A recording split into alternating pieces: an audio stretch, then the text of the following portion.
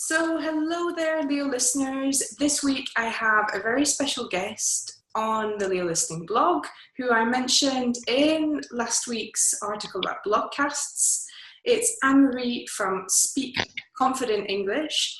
So, Annemarie is a fluency teacher, and she runs a 10-day fluency challenge, which she's just finished. And she also has a program called Fluency School. And like me, and like all the best English teachers, she also lives in France. So, Yeah. Annemarie, anything to add to that very brief introduction? No, I think, you covered everything. That is just about right. I do live in France. I love it, but I am an American. I'm from the United States, but I've been living in France for about 2.5 years. Oh, just 2.5 years. I don't know why I thought it was longer. Okay. No, not too long. Wow. What brought you to France? Actually, my husband's job. So his job brought us here, and I feel very lucky about that because I love it. Wow. Great. Yeah. Okay, great. And you live in Paris, so you got a good... Not bad. Not bad. On the French side, okay. And so your website is called speakconfidentenglish.com, and I imagine that must make a lot of other people jealous, because that is an amazing domain name to have. Oh, thanks. We felt so surprised when we found it and thought when we thought of the name, my husband and I, we were brainstorming, and when we thought of the name, we thought there's no way that we'll be able to get that website. We were certain, but no, it was available, so that was great. All right, well, congratulations. And that's a great domain name. Much better than a silly domain name like I have, but... No, it's...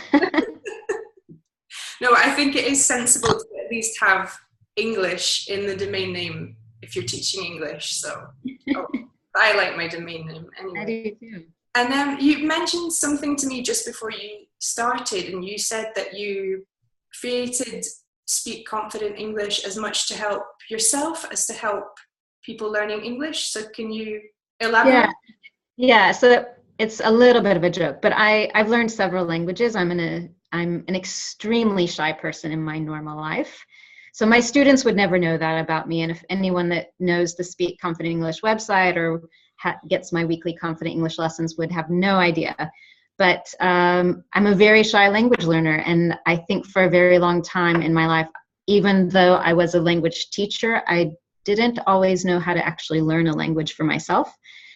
And I spent most of my teaching life, or have spent most of my teaching life, working with adults, and I particularly love working with adults who really struggle with feeling shy, feeling nervous, and feeling that they can't overcome that. And as a result, it means that maybe they're missing out on something. They're not getting more opportunities in life that they'd like to have. Maybe they're not presenting their expertise on a topic, or they're not contributing in a business meeting, or they're not establishing a new life in an English-speaking country. So I think my goal was to create an opportunity for people to overcome those fears, but it also helped me overcome a lot of those fears. And as I developed as a teacher, I started to use the methods I was using with my students on myself to help me deal with my own fears and shyness in speaking another language.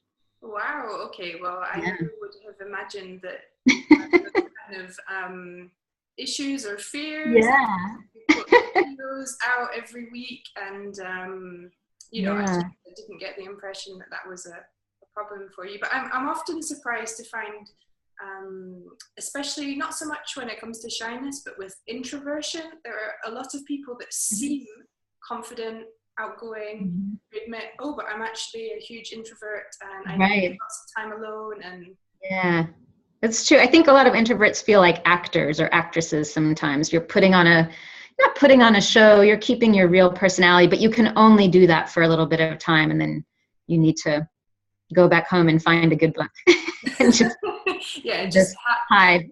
Hide from the world, definitely. Okay.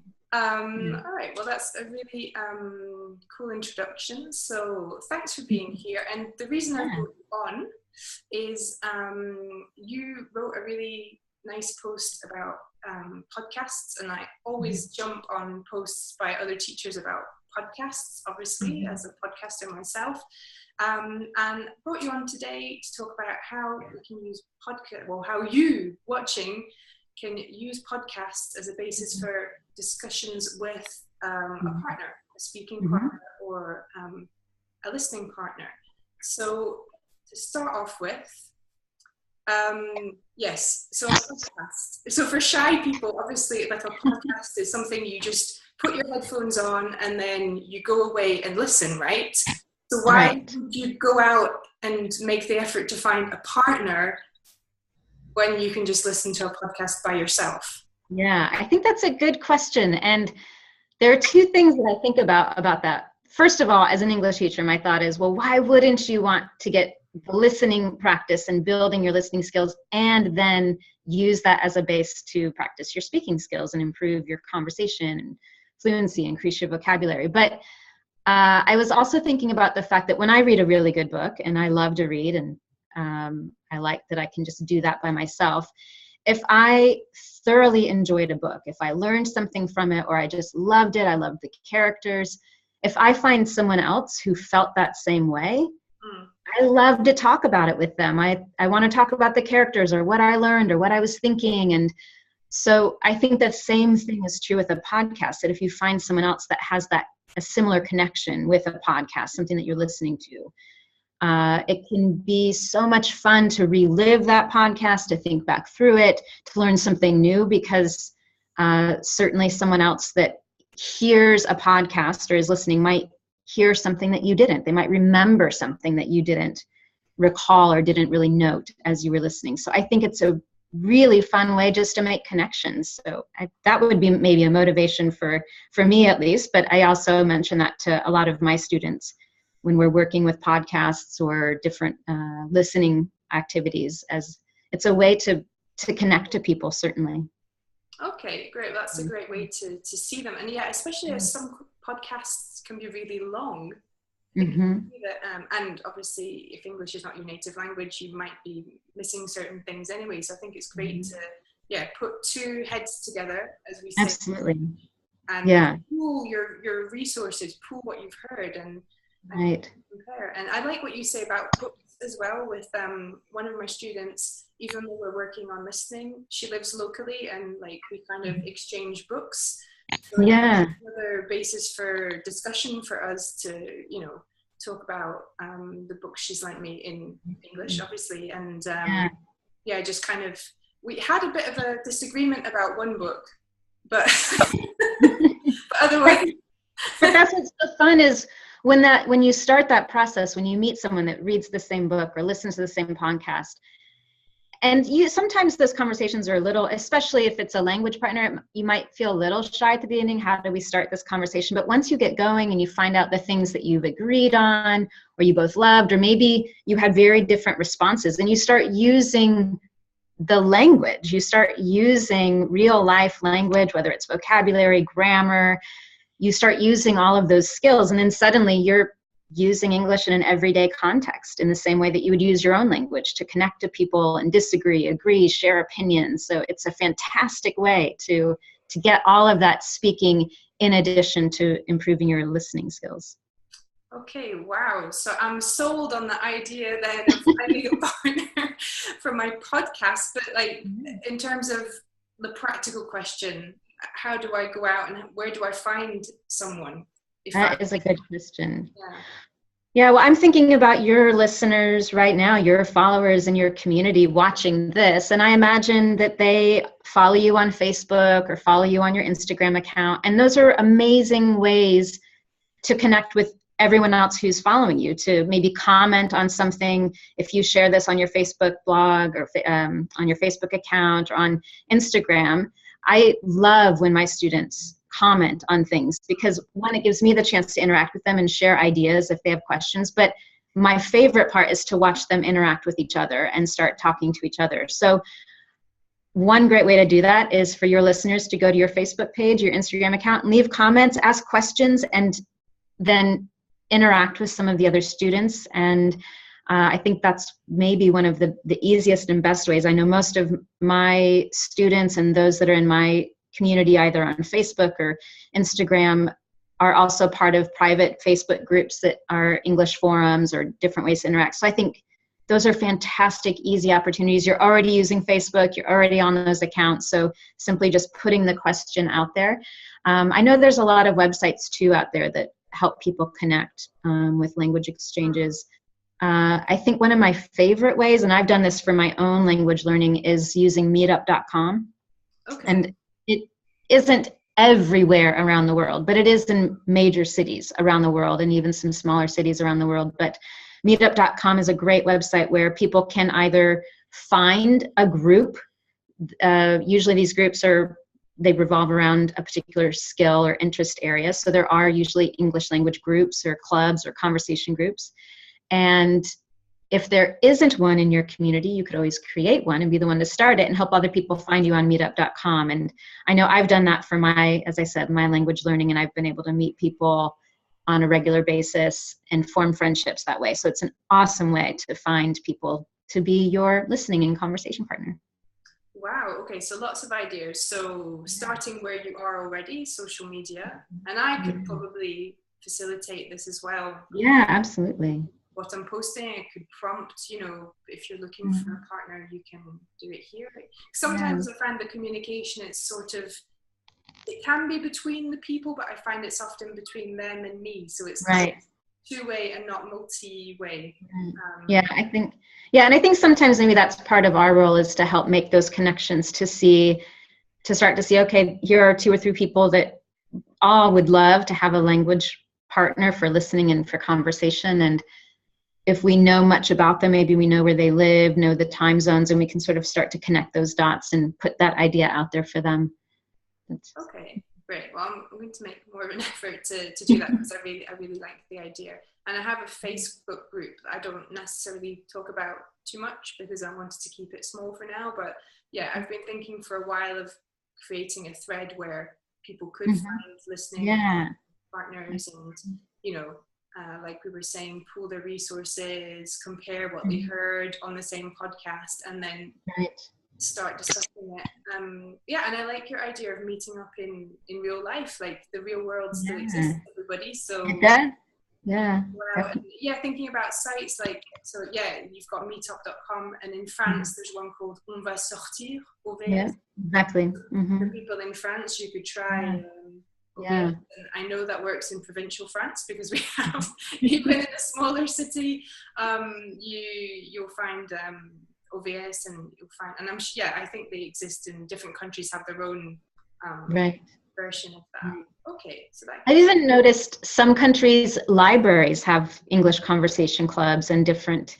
So potentially a local library would be a great place to meet people to do that, something like that. Okay, that's a good idea. I actually gave like a live workshop yesterday, and it was at obviously in France there are lots of associations, so that can be kind of anything from sports clubs to knitting clubs to anything you can imagine, really.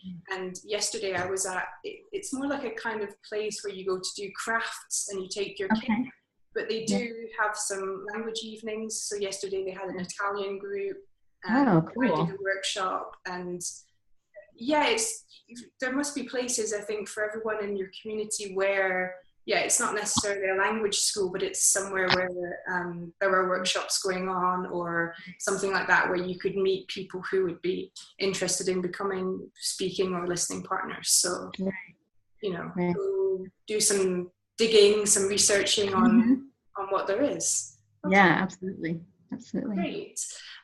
So we've covered then the practical bit. Where do you find someone? I guess that could take a little while, but once you found someone, are there any podcasts that you think are particularly good for creating discussions that have topics that spark discussion? What do you think?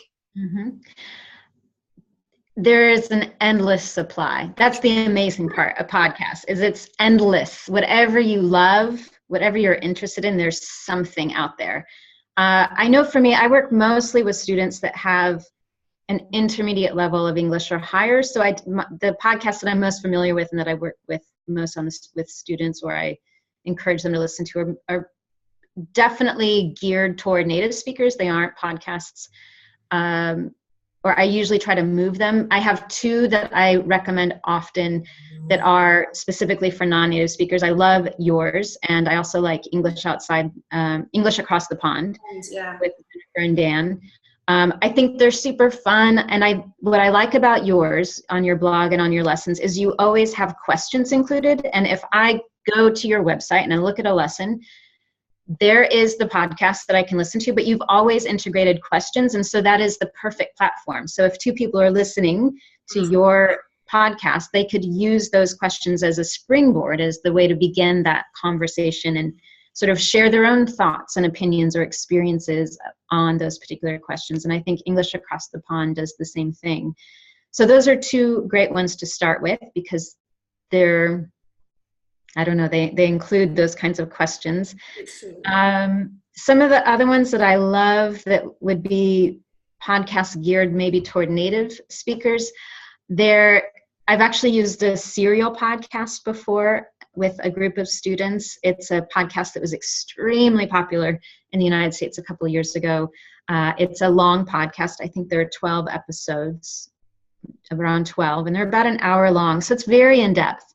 But it is the most fascinating story, and there's so much to talk about, and there's so much real life language. It is a challenge at the beginning, I think, because you have to adjust to very different styles of speaking. It's very familiar language. But I think, again, that's the beauty of a language partner, is you have two people working at it. You can discuss things together. Use the discussion as an opportunity to repeat language that you've heard and just learned that you want to keep as part of your active vocabulary. So serial is super fun. I also love StoryCorps. I don't know, have you ever listened to StoryCorps? I'm familiar more with their YouTube channel, but I know that, it exists as a podcast as well. Yeah, I like StoryCorps just because it's just real life people talking about their life, which can be really fascinating and fun. And again, it's maybe an opportunity to listen to someone's experience about something in life and then transition into having a discussion about whether you and your language partner have had similar experiences, or what's their reaction to what they heard. I know for me, StoryCorps, where when I was living in the United States, we have a radio station in the United States, National Public Radio. Everyone calls it NPR. And every Friday morning, they play these 3-minute stories from StoryCorps. And everyone I know that hears those on Friday mornings ends up crying in their car. Usually you're listening to this story in your car on the way to work. And nearly everyone I know ends up crying because they're very moving, very touching stories. And usually they're just short interviews between two people, but they're incredible. And so I think that's a really fun podcast to listen to, because it gives you just a slice of life picture of something, and then you get to react to that and talk with your language partner about your own experiences. Yeah, that sounds... Those are a few examples of what I like. Those are already some really good examples, and obviously I'm glad you mentioned my podcast. But yeah, no, I think StoryCorps is a great idea because, one, it's short, and two, it's it's going to provoke that reaction in you, and it's real people talking. Because one problem with some podcasts, in the case of people that podcast professionally or that have been doing it for a long time, they talk like someone on the radio. They've lost that kind of just the natural, I don't know, like spontaneous way of speaking, and the kind of voice that they put on. Whereas, because StoryCorps is an interview with real people, they're not trained to speak professionally, so it's really raw emotion and just a natural way of speaking. So I like that. So I think that in serial, that's what makes it somewhat challenging, and it can be a little overwhelming at the beginning if you've never listened to something like that before, but it's also just fantastic and entertaining as well. It's great. Okay, great. No, I think those are some really good suggestions. And I think, any podcast that is designed for learners, generally there will be, some questions or some more structure to it. So, I think that is a good starting point if you're kind of not sure what to do. If you have some questions, then you use them and then go from there. Yeah. What was my final question? So we've talked about the good podcasts to listen to. Yes. So for someone who is just really a solitary person and who just doesn't really fancy this idea of finding a partner, can you, on your own, after listening to a podcast or before or whenever during the process, use podcast on your own as a way to develop your speaking skills? Yeah, well, absolutely. I will say definitely it's you can definitely do that. I always recommend finding someone to talk to, because that's the point of conversation, is to engage with other people. And I think too, when you do everything on your own, it is harder to maintain that motivation to do that. So I always encourage someone, if you can, to find someone to speak with. But absolutely. And I know for me, so I'm shy and I'm an introvert. And especially when I first moved to France, and I was really, now it's normal and I'm fine speaking in everyday French. But at the beginning, I used to, my students know this story because I talk about it a lot, but just to go to the bakery, I was terrified because I thought they would laugh at me. I thought I would say something wrong. So I would practice out loud, and I would just give myself a little speech and say what I would practice speaking in my house when no one was with me. And I think you can do that in any situation. It's just really what it is preparation and practice. And so you can listen to a podcast. And then if you're still alone, if you're cooking dinner and there's no one around you, or you're just in your car by yourself, repeat what you heard out loud. Just give a summary so it gives you the chance to repeat that language and just to practice talking about it as if you were going to tell your friend about the podcast or tell someone else about it. So just practicing summarizing, and then you could even add on how you felt about what you heard. What did you think about it? Do you agree or disagree with the opinion that was presented? So I think there's a lot of skills that you could certainly practice and just do that on your own. I think one of my favorite ways, whether you're working with someone or whether you're doing language, you're working on your language as a self-study method, recording yourself is fantastic. And it's scary, and it's not fun to listen to yourself the very first time. The first time you hear your voice in another language is so startling, but it's fantastic for your language, and it's great for you to record yourself and then listen to it again. It gives you the opportunity to evaluate the vocabulary choices you made, how you sound, your pronunciation, your grammar. And then you can always erase it. No one else needs to hear your recording. It's just you, which is amazing. And then you can re-record it and just get better at what you're trying to say. And so those are certainly ways that are great for helping your speaking skills if you don't have or don't want to have a language partner. Okay, yeah. So some solitary advice. No, I agree with recording yourself. It is really hard, but if you can get over the kind of block, if you like, of doing it and listen back to yourself. Sometimes I'm annoyed when people tell me that I have a British accent in French, and occasionally when I listen back, I'm like, oh yeah, on that word there is a bit. So then I get like less defensive. Right. But it is a little weird. Yeah, I use WhatsApp with my students, and it's so cool. The voice message option is just so easy to record something and send it to someone for feedback. Right. You don't even have to physically be together, either on a call or face to face. So I think really nowadays it's just so easy. There's no excuses for not doing it, apart from that it's maybe a bit weird. Right. At the beginning, the first time is always a little bit strange, but if you can do it the first time, you're good. You'll be fine. Okay, great. All right. Well, I think we've kind of covered our main points for today. Is there anything else you want to add before we finish up? No, I don't think so. This was fun. Thanks for having you on. Can you tell us where we can find you online? Yeah, so my website is speakconfidentenglish.com, and if you go there, you can find all of my lessons. You can join to get weekly lessons from me, and I also have my next fluency school course coming up, and so you can also find out about that on my website. And I'm on Facebook at Speak Confident English, and on Instagram as well. Okay, so you're easy to find. And I would say if you do go onto Annemarie's website with that amazing domain name, then you could, your article about podcasts, it's the 11 best podcasts. The 11 best podcasts for improving your listening skills. And yeah. I mentioned that just because there's some worksheets that go with it, which you can use with right. You can get a free download for some worksheets. Yeah, so that could be good. Either if you're solitary or working with someone else, if you both use that, then that's going to be another kind of way to get started in your discussion. So I wanted to mention, plus it's very pretty because it's kind of like pink and purple. So, you know, it's it looks nice. So, you know, go download that as well. Okay, well, thank you, Annemarie, for coming along and talking. Thank you. And speak to you again soon. Yes, thanks so much. You're welcome. Bye.